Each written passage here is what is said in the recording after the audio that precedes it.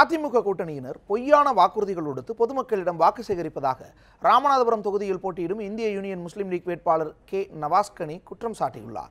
இதுகுறித்து அவருடன் நமது செய்தியாளர் பாலாஜி நடத்திய கலந்துரையாடலை காண்போம். ராமநாதபுரம் மக்களவைத் தொகுதியில் திமுகவின் கூட்டணி கட்சியான இந்திய யூனியன் முஸ்லீம் லீக் கட்சி சார்பில் போட்டியிடக்கூடிய திரு நவாஸ்கனி நம்மிடம் இருக்கிறார். அவரிடம் சில கேள்விகளை முன்வைக்கலாம். தற்பொழுது அறந்தாங்கி தொகுதியில் நீங்கள் வேட்பு பிரச்சாரத்தில் ஈடுபட்டு வரீங்க. இதற்கு முன்பு இந்த தொகுதியில் வந்திருக்கீங்களா? இதுதான் முதல் முறையாக வந்திருக்கீங்களா?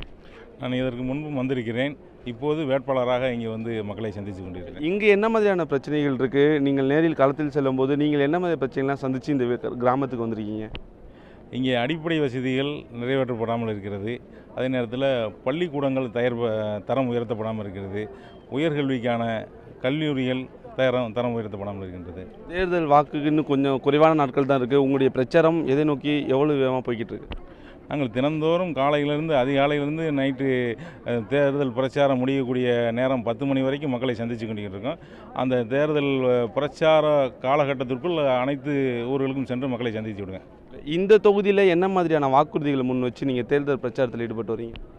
இந்த தொகுதியில் குடிதண்ணீர் பிரச்சனை அதிகமாக இருக்குது, சாலை வசதி பிரச்சனை இருக்குது, மருத்துவ வசதி மருத்துவமனைகள் தேவைப்படுது.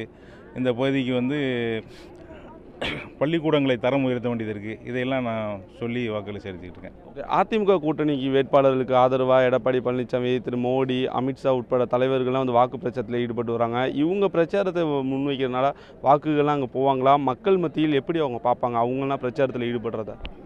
அவங்களாம் பிரச்சாரத்துக்கு வர்றது எங்களுக்கு பலமாக தான் இருக்கும். ஏன்னா இன்றைக்கி வந்து எதையுமே செய்யாமல் வந்து அவங்க வந்து வாக்குறுதிகளை கொடுக்குறத மக்கள் நம்புறதுக்கு தயாராக இல்லை.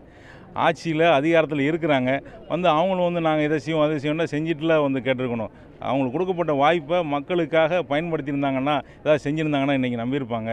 மிகுந்த வெறுப்போடு இருக்காங்க அவங்க மேலே. ஓகே, ராமநாதபுரம் மக்களவை தொகுதி மக்கள் யாரை பாராளுமன்றத்திற்கு அனுப்புகிறார்கள் என்பதை நாம் பொறுத்திருந்து தான் பார்க்க வேண்டும்.